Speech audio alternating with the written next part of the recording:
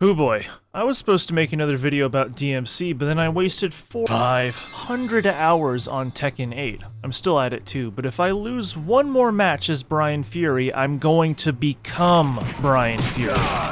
As a celebration of Bandai Namco figuring out the Unreal Engine, and because I want to experience Tekken 8 but maybe not play it for a moment, let's just look at some minor details you may have not noticed all over Tekken 8. I'm talking about visual things for the most part. I can't guarantee you didn't miss all of these, but I'm going to try to limit the amount of things I think were obvious from this list. I'll be using a camera hack to get most of it, so I highly doubt you could claim to have seen a lot of these. The really famous things, like how Brian Fury likes to be stomped in the nuts, I'm going to slide on for now. This hurt? Can you see why I don't want to be this guy? You know what, let's start with him. Brian is all about the snakes, comes up all the time in his move list, and like before, his pants are at least half snakeskin, 2 of his belts are snakeskin, and his boots are snakeskin. But what I think you would have never noticed before is that on his gloves there is a custom snake on a skull emblem. How did he commission these? He barely talks. And he probably just beat someone up and took them. Or maybe he was more sane when he got them. They're a callback to the gloves he wore on both of his Tekken 4 costumes. Across from Brian here in the city, we have Paul Phoenix's classic costume. I won't count the kanji on his back here. It is Aka, meaning red, and he's had it every Tekken game, so lots of people have noticed it.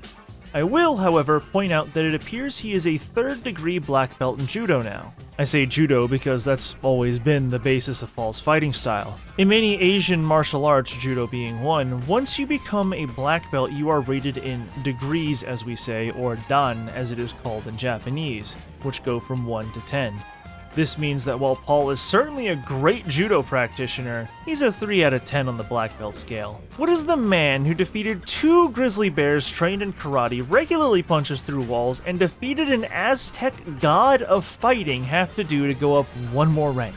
I suppose it could be a 3rd dan in his own integrated martial arts, but why would Paul not automatically give himself the strongest in the universe, the highest rank in his own martial art?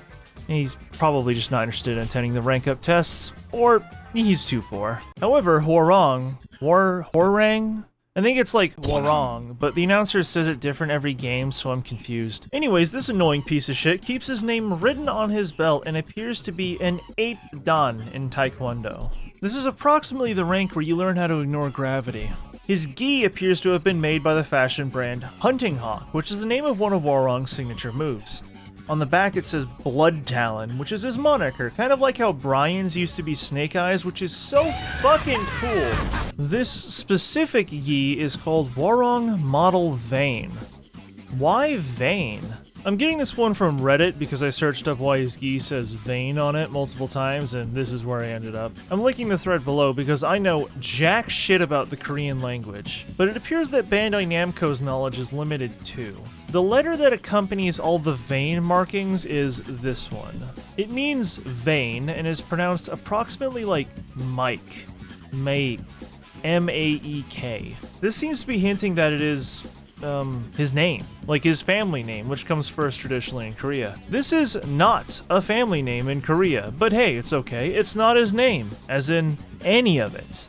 According to Harada on Twitter, Hwoarang is just his street name for whatever the hell that means. It could also be a misspelling of the first character in Baekdo-san, the name of his master. Or it could be even an advertisement for beer. Regardless of the choice you choose to take, and you can take any as the Korean community has not come to consensus, it's kind of ridiculous. Whatever, who cares? Let's go on vacation to Paris. Huh? So now that we're in Paris, let's take a look at Paul's bike. Paul has the same Aka kanji I was talking about on his bike as well. Going to the back of the bike, his license plate says it's from the state of Universe and has the custom text of Red 001. Is Red a nickname for this guy? The license plate appears to depict Monument Valley, a frequent destination for the Tekken cast ever since the very first game. Perhaps this is actually an Arizona license plate. Since we're here, why not take a look around the ship? On the mast and on the bow, we can see that this ship is flying 2 white flags. Now, we're in France. Is this supposed to be a joke? Sorry about that, I'll pick up the trash in a minute. Back on the bow is a woman who occasionally spreads her arms out before having reservations. She seems to be emulating that scene from Titanic, but instead of the guy behind her holding her, he just stares at her ass instead. Let's look at Paul's unmodified default outfit. He's got a bunch of skulls, cool, but what I want to point out is the text saying Phoenix Suns, which is a decent pun. And on his right arm we have a logo for a Paul Phoenix Performance, which I presume is for motorcycle customs. And I'll admit to feeling kind of stupid because I couldn't make sense of it at first, but this metal thing here is actually a scorpion. Its location is right above Paul's scorpion tattoo that appears in the same spot after his rage art. Now let's go to the Rebel hangar. There's loads of neat details in here, but I want to point out one that appears to have been a mistake. At all times from the second you load up this stage, there is a small gray cube underneath the starting platform. Perhaps a hint at future DLC? Even after noticing the first cube, it took me some time to see that there are actually two cubes. I presume some sort of trigger is attached to these, but they're still here after the balcony break and wall blasts. By the way, these cubes are visible during normal gameplay. I'm not gonna lie, the majority of this video is going to take place back in New York, but before we get there, let's skim a few details outside of the city. This detail is probably the one you're most likely to notice, but I love it so much I'm gonna include it anyways. On Ortiz Farm, there's genuinely a tiny gray alien just watching the fight. More obvious than that is the UFO that comes to abduct the llamas. But hey, there's a little alien. Maybe now Paul can finally take them on. If that isn't enough for you, did you know that this is also a callback? These aliens previously appeared on the Tekken Tag Tournament 2 stage, Condor Canyon. Looking closely on Urban Conflict, we can see that the fight is not between Yggdrasil and Kazuya's G Corporation, but the Tekken Force versus the G Corporation. The way you can easily tell is by looking at Yggdrasil soldiers in other stages, where they now wear purple armor and have unique Violet Systems assault rifles. From Lars's ending, we can see that their suit is called the Violet Systems Advanced Tactical Assault Suit No. 8, and that their assault rifle is chambered in 5.56 by 45mm. But they're running out, so make sure to join soon. When you do the wall burst on this stage, some of the shrapnel from the blast hits the helicopter in the background, and it crashes into the Mishima Zaibatsu silo in the background. I'll show you two different views right now.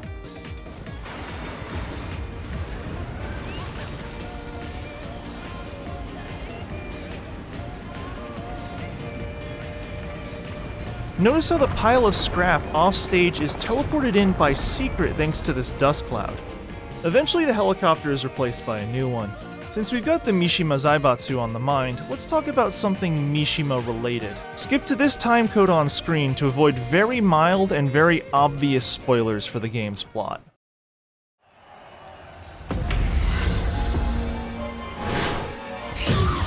Reina has obviously inherited a lot of her father's moves, but you may not have noticed that she inherited one of his quirks as well. As Heihachi was doing certain attacks, he would be calling out, in Japanese obviously, where he was striking. Reina repeats this primarily in her Sentai stance. Kao means face. Hara means stomach.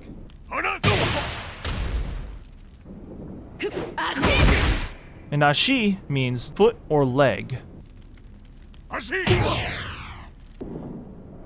But that's not all. Like Heihachi, Reina has a taunt bound to 2 + 3 + 4, but it isn't the same taunt. However, if you press down +2 + 3 + 4, Reina will do Heihachi's little electric sparkle taunt. You can spam this. Reina's brother Lee also has a fun taunt secret. Damn, that feels weird to say. He's adopted, but still.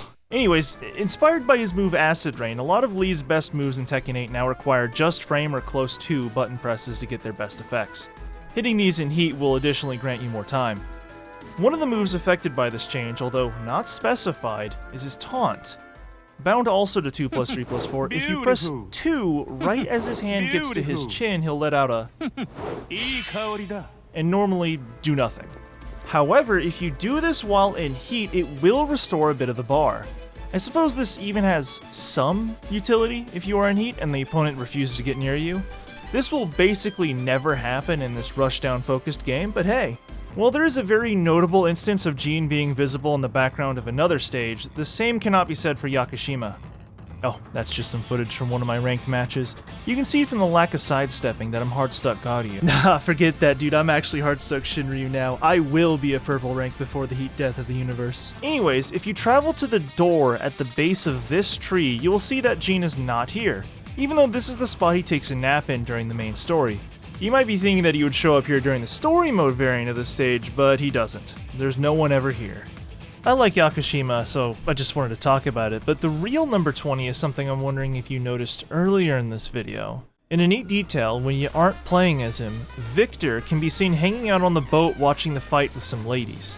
He was supposed to be watching the Olympics, but he got his schedule wrong. Brian Fury is well known as Tekken's first Freak-type Pokemon, and because of this likes to be stepped on. With Tekken 8 we now have 2 Freak types, as Reina also shares this feature. When stomped on, Reina will often let out a pleased "This hurts," which literally means like great or alright in English, or even attaboy according to Jisho. She enjoys this kind of pain. In other news, I've started to play Reina. While I was in the writing phase of this script, we got an official translation. According to Harada, it's more like, "That's good," plus "Good, go ahead, I dare you." This led into a very long Twitter post where Harada also stated that Brian's characterization of masochism was his idea, and that he also did the English localization for Tekken 3, which is indeed kind of crazy. I'm linking the whole thing below. There is a universal mechanic in Tekken 8 that I don't think I've even seen used in any online matches I've been in, and barely anyone ever talks about. But it definitely has some use, and on some characters is genuinely a good tool. If your back is up against the wall, press back, back, then up and back at the same time to do a wall jump attack. This mechanic has existed since Tekken 4, but I believe has never been explained in any tutorial, and even now finding the frame data for these moves is hard. Most characters will get a knockdown on hit, but while this is a universal mechanic, the frame data on this can vary wildly between characters. Fighters like Brian and Law can get a follow-up off, while Asuka can do a decent combo. Raven gets a very good full combo off. I managed to do 75 off a staple, but I'm sure if I played this guy I could do better. King's is a genuinely good knowledge check. It's a grab that does 45 damage high, but if they somehow guess you're going to do it, which they won't, if they duck, they still get hit for 21 damage. This is a true unblockable. You can be jabbed out though. This is one of those things that is usually not that great of an option, but due to the extreme rarity of this mechanic's usage, I say you're going to land it more often than not. That is, unless you're this worthless junk. Elisa doesn't get an attack, she just flies away. Let's head on back to New York City now. Welcome back to New York. Or maybe not? Looking around you'll see references to this place being called Neo City, which is also the name of the stage's music. The cops are the Neo PD of the city of Neo. There are ads for shows on Neo Way instead of Broadway, and being promoted by the Neo City State Theater. I even found this ad for a makeup store opening at the Northern Star Mall at Jupiter Square in Neo City Uptown. However, if you take a look at the G Corporation monument, Lamau, you can see it says New York City on it. Additionally, references and businesses owned by Leroy Smith are everywhere, and he is explicitly from New York City. And during the story mode, he thanks Jean for fighting to protect New York City from Kazuya. It might be tempting to say in the wake of Kazuya and Jean's battle here that New York was rebuilt with a new name, but if you look around on the story mode version of this stage, the references to Neo City are still there. So what happened? I don't know. Maybe we can talk about it some other time. Speaking of Leroy Smith has a serious grip on this city no matter what its name is. Let's start with his statue, which you can see in the background. In recognition to the brave Leroy Smith, who has guided the city to the right path together with his pet dog. Unnatural wording aside, Leroy's backstory is that New York was like the Warriors with all the gangs for like 50 years until he returned and kicked all their asses. With his pet dog Sugar, of course. Leroy Smith has been awarded handsomely for this. He now runs the Smith coffee chain, the fashion outlet Leroy, the Sugar Muffin brand of muffins. Presumably the L&S Pharmacy is Leroy and Sugar Pharmacy, the sugar restaurant next to that, and in the distance there is an ad for Brooklyn Dogs, which I'm sure he's involved with that one too. Leroy's not the only fighting businessman in Tekken. It appears that Bob, after getting his shit thoroughly pushed in last game by Brian, has given up the fighting life to sell burgers and pizza. In the Urban Square stage, there are 2 Bob Burger restaurants and many ads for Bob's Pizza. Of course, this is a reference to the TV show Bob's Burgers, and the fact that Bob is a fat guy. Not done yet, though. Around the arena, you can spot stickers for Master Martial Law's martial arts class, which meets every Sunday from 3 to 7 p.m. No address given, but there is a phone number and an email address of martiallaw94@mishimail.com. 94 is in reference to the release year of the first Tekken, and Mishimail is just funny. Law's definitely fought the Mishima Zaibatsu in some aspect before, which means he's thrown hands with what is probably his ISP. Fuck, what if Miguel had a Mishimail account? Imagine Comcast drone striking your sister's wedding. Let's kick off a few details here I think could be classified as mistakes. Really minor ones, though. There are several kebab carts on the stage belonging to the Kebabs, whose slogan is, "We are ordinally." Ordinally? What? If you ask me, I think this was supposed to be a joke where it was going to be "We are ordinary," because why would that be a slogan? But then, you know, the Japanese L&R thing happened, and here we are. There are 2 carts for crackpot hot dogs surrounding the area. If you slam somebody into them, you will notice they have infinite hot dogs. Their signature hot dogs are pretty crazy. I think I'll take an extra Thomas myself. Oh, wait a minute. It's not crackpot hot dogs, it's crackpot hot dogs is. They put an apostrophe there, so it's possessive. So, crackpot hot dogs is what, exactly? Who is crackpot hot dog? Is this a Sausage Party reference? In front of Smith Coffee, there is a sign for the Ortiz Farm coffee the place sells. One side has the prices and the other their business hours. The prices are pretty damn good for New York, too. $2 for a croissant? Azucena doesn't believe in inflation. As for hours, they're open from Monday through Saturday, from 11 a.m. to 14. 24-hour clock, huh? Kind of a weird one in America. You don't see that out in public, but whatever. They're open for lunch from 11 a.m. to 2 p.m. and for dinner from 6 p.m. to 10 p.m. Weird hours for a coffee shop, but okay. Looks like they're closed on Sundays too, which is slightly odd. Not to mention this has the Ortiz Farm branding in front of the Smith Coffee restaurant. Moving over to their front door, we can see hours of 7 a.m. to 9 p.m. Monday to Saturday, and 9 a.m. to 6 p.m. on Sunday. Much more reasonable. So who decided to put those signs out front then? Why would you put a sign like this outside claiming not only different hours, but a different name for this place? In the credits, both versions actually, we can see Azucena serving coffee at this specific coffee shop, so there's no question she's involved here. You think she shouts "Como te esto" when she serves you? My best guess is that this sign was originally made for the Ortiz Farm stage, but was repurposed here. It isn't there, but the 24-hour clock and the radically different hours plus no Smith Coffee branding just has that make more sense. I would imagine in Peru the sign would be in Spanish, but I digress. You can see billboards for an Anvery RX-58 concept SUV on the P1 side of the stage. And just around the corner from it is a model of that car. So they're selling a concept car? Next to this we can see a parked taxi cab, and you guessed it, close to here is an ad for the Artemis Auto 7 series. Whoops, last minute correction. So I spotted 2 different SUV models on the map, neither of which are actually the Anvery. This one here looks closer, but like the back kind of latch quarter window thing isn't there. And then the one closer looks just like a Land Cruiser. But what's funny is that the Artemis Auto car, yeah, that's that. But this Anvery thing, I don't know. Guess it really is just a concept car. On all these urban square stages, you can see this big screen for the Manhattan General Marketing Company, or MGMC. Underneath, we can see the status of a couple of stocks. MSZ is up 14.52%, that would be the Mishima Zaibatsu. MGMC themselves are up 23.46%.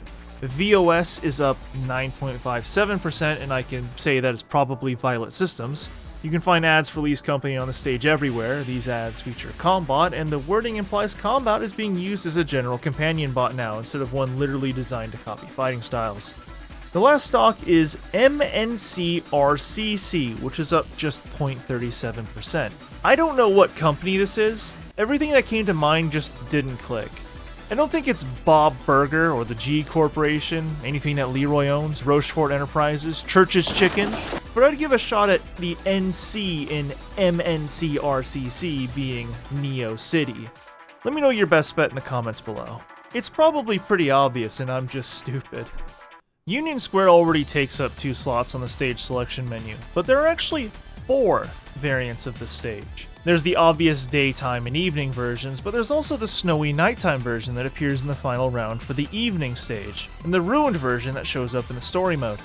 Every variant of these stages show differences, even the snowy one, as you can see a lot of the NPCs have decided to fuck off and miss the final round. A curious difference only present in the story mode version of the stage is not a detail of something that is there, but rather of what isn't. You'll see all the eating contest stuff, the restaurants, the cars, but not the stickers for Martial Law's dojo I talked about earlier. To me, this implies there could be a slight time difference between the story mode version of this stage and the standard ones. Not by much though, as in the opening cutscene you can see that the stock market prices I just brought up have the same exact market changes between stages.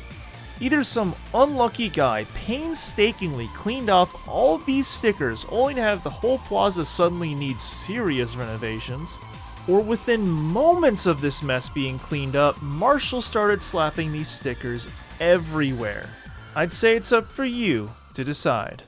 But I'd stick with option A of some hapless park manager using Goo Gone and all these only to have Jin Kazama blow up a helicopter right above the square. What a dick. This is almost as bad as when he started World War III. Jumping back to this place during the evening, we can see Leo and Brian have covered up to deal with the cold. And it sure is cold, you can even see them breathing. As a neat little character detail, every character has a breathing cycle tied to their idle animation. You can see with Leo that breaths are measured and regular, while the cyborg who drinks used motor oil, Brian Fury, breathes much faster. Asusena's conditioning is really good, as despite all this movement, she breathes less often than Brian. Asuka's about as collected as Leo. Here's my favorite. Alisa, I told you I'd pick up my junk, breathes in this really unnatural pattern. She goes long periods without breathing and then does 2 breaths in succession while her body language shows absolutely no signs of physically breathing. This is a great way to show that this pile of junk, Jin Kazama's words not mine,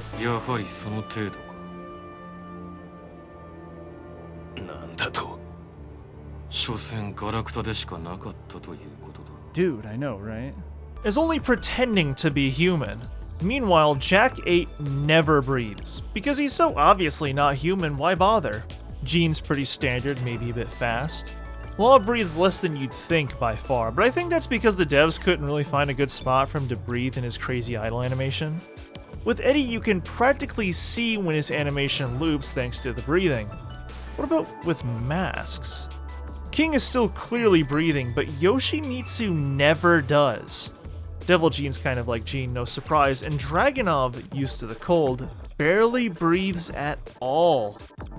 Reina's breathing is well measured, and Kazuya breathes surprisingly quickly, almost like he's panicking a little bit. The bears have a synced breathing cycle. I didn't cover everyone, but I just wanted to get some of these in. It's just a cool, super niche feature that's fun to talk about. I feel stuff like this is the real heart and soul of Tekken.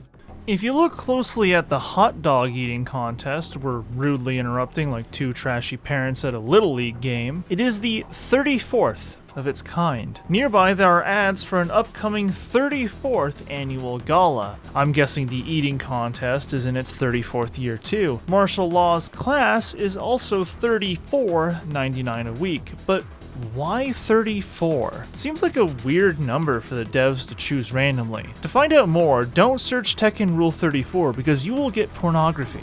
On all forms of the urban square map, you start in the same spot, right above this text that says, "The innovation is born from here. Story.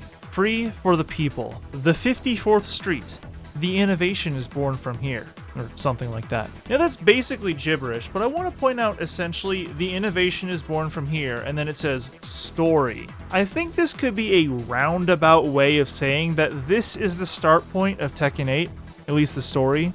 Why? This is the same exact spot the story mode starts. Lots of levels have fun details like this. In particular on Ortiz Farm, you can see a pattern on the ground extremely similar to the giant bird of the Nazca lines in Peru. Hey, since we are here, have you literally had any experience studying the Spanish language? If so, then you would have noticed that what this game says Azucena is saying here in rage art is pretty wrong. She says, ¿Tienes café? which is basically, do you have coffee? Or like how the ad that pops up says more bluntly, got coffee? My Spanish isn't the best, in fact it's quite shit, but I'm pretty sure about this one. Lest you forget, but Tekken is made by Bandai Namco, and was originally a Namco property, or Namcot. As we all know, Namco was the creator of the hit arcade maze game, Tinkle Pit. This was a crossover game of Namco properties and featured the 2D visage of the obscure 80s arcade character Pac-Man on the name entry screen. Eventually this Pac-Man character would receive a 3D incarnation in the borderline unknown PS1 platformer Pac-Man World. Much like Tinkle Pit, Tekken 8 features a cameo from the Pac-Man as well, but this one is extremely well hidden. On any variation of the urban square stage, you'll find a variety of newspaper stands dotted about. If you get real close to these, far closer than you ever could get in normal gameplay, on one of the newspapers you can see the Packed Man. I'm reasonably sure this is the only appearance of the Pack in Tekken 8. Now hold on a minute, as I can already hear you, no, the character known as Pac-Man does not appear in the Tekken Online lobby. You're thinking of the far better known and easily confused Puck-Man. Puck-Man was referenced in a major Hollywood picture, and is infamous for having been replaced by the Pac-Man due to fears that intellectual young boys would mark out some of the P and make the cabinet say Fuck-Man. May we never forget the classic arcade character Fuck-Man. Hey, since we're here, let's talk about the lobby for a moment. I'm tempted to just put the lobby at this number because such a small fraction of the players will ever see this place, but there's loads of nice little details in here. From the computers being made by the Mishima Zaibatsu, to Ganryu's restaurant, the funny arcade games, and outside of the retro game store you can see the input for the Wind Godfist. Is it though? In Tekken's notation, a black arrow means hold, while white means tap. If you nail the Wind Godfist input with no holding of down plus forward, so a white arrow as you can see here, and with a frame-perfect press of the right punch button, you get the electric Wind Godfist. Now, if you watch this sign, you can see that due to the flashing, it is alternating between the normal Wind Godfist and the electric Wind Godfist. On the other side, what is presumably Paul's Phoenix Smasher never has this issue. So, I think this is intentional. Even this electric sign cannot always electric. Loads of spoilers again, as in the rest of this video is spoilers. If you want to skip the rest of them, thanks for watching. But if not, here we go. During the character episode endings, there are sometimes references to other characters' endings. The most common you'll see are references to Azucena's ending, where she and Lily come together to produce the Ortiz and de Rochefort Rose Tea and Coffee Original Blend. Cans of this appear in Kazuya's office in his ending, and a billboard for the blend appears behind Paul and Law in Steve's ending. Canonically awful cook, June feeds it to Jean along with raw peas in Jean's ending. Dragunov is sipping on it in his ending. You can spot a few tins stacked in Xiaoyu's, of course in the background of Lily's ending. Panda has a collection in her office, some can be seen behind Nina in her ending, and the last one I could notice is that it appears June dreams of drinking it at the end of her story. It's hard to say from a distance, but it appears stacked tins of the mix appear in both the good and bad endings for the game, as they are stacked in the same configuration from Nina's ending and in the same spot. In Nina's ending, it's clear that this is the rose tea and coffee mix, so presumably it would be the same here. Ah, poor Dragunov. He doesn't have the same taste as a llama. There's a couple of other overlaps. Paul and Law with Paul's bike and the armored car they nearly crash into appear in Morong's ending. It appears that winning this version of the King of Iron Fist tournament rewards a gold trophy of the winner to the winner, as both Kazuya and Panda can be seen with them. I'd make a solid bet Lily and Azucena's collaboration stays canon, but I doubt the others will really be referenced again. If you noticed any other overlaps, mention them below. I'm sure I missed a ton. So, I spent a good 2 hours messing with the camera during the Tekken Force-like chapter of the story mode to see how this all actually works. This is the only part of the story mode that features combat arenas that have no equivalent in the normal game. Unless you count Kazuya's whack-ass crystal prison, I guess, but that's still technically the Coliseum. Every single fight you do here remarkably does take place in a different part of the battlefield. Now you can see as I go through this footage here that loads of parts and objects come and go as you do, but other than arguably some slight overlaps in the main Tekken Force arena, there is no overlap in these fight locations. Remember this cutscene where Jun astral projects into Jin's head as he's holding off the evil spirit bomb? Listen closely.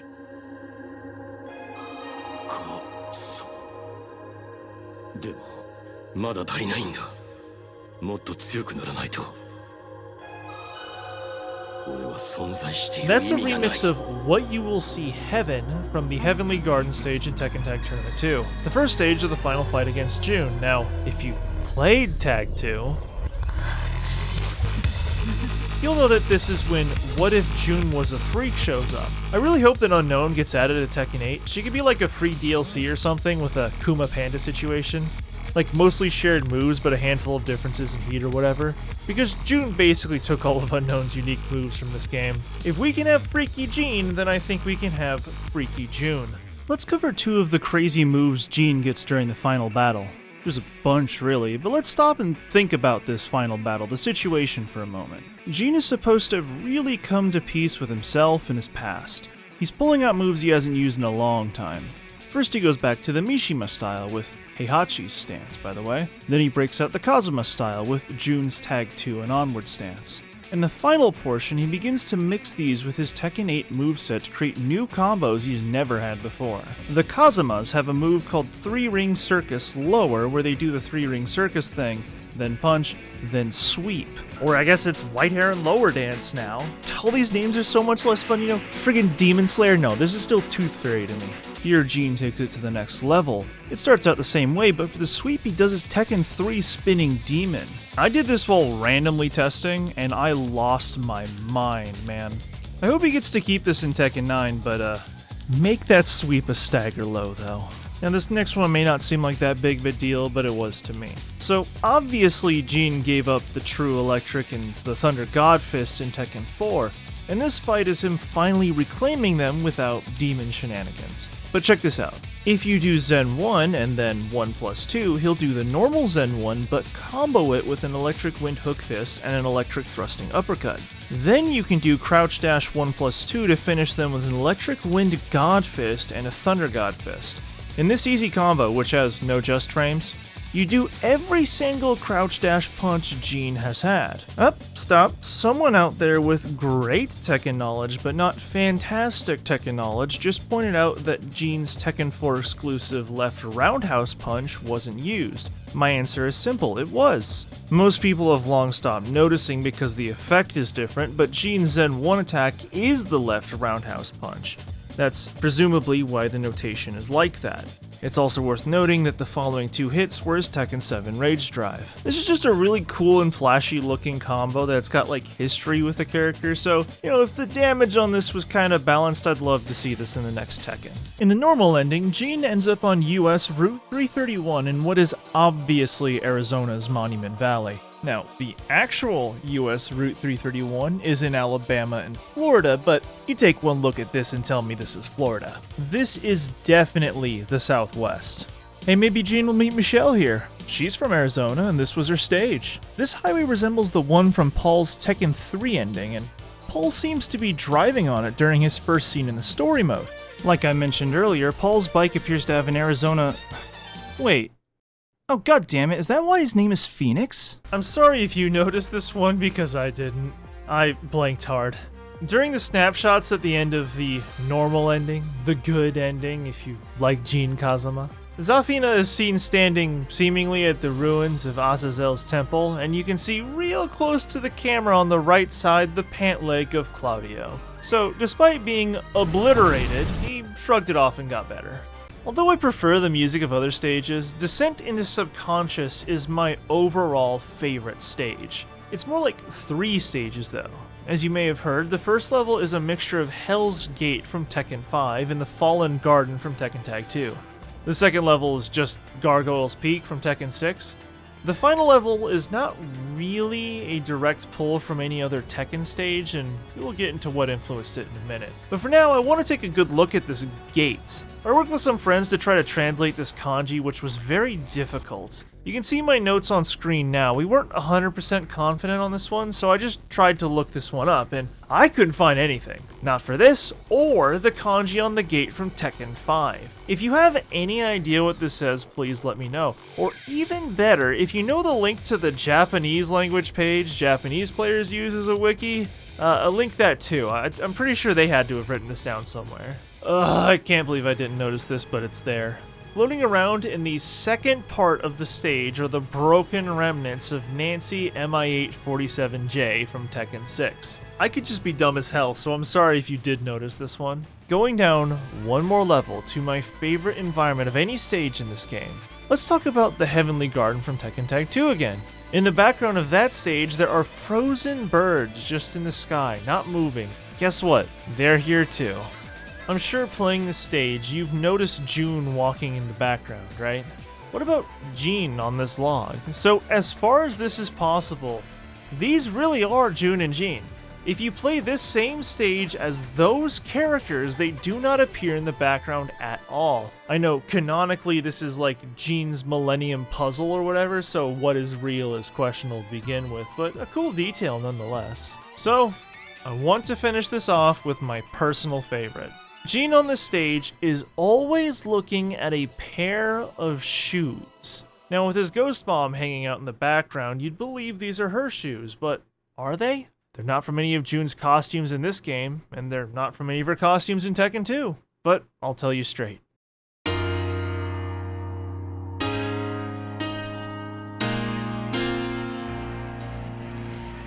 These are her shoes. In fact, these are June's shoes from the opening of Tekken Tag Tournament.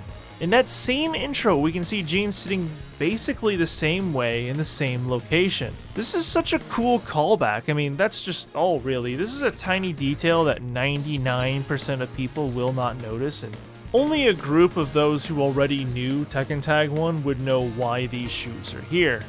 Well, guess what?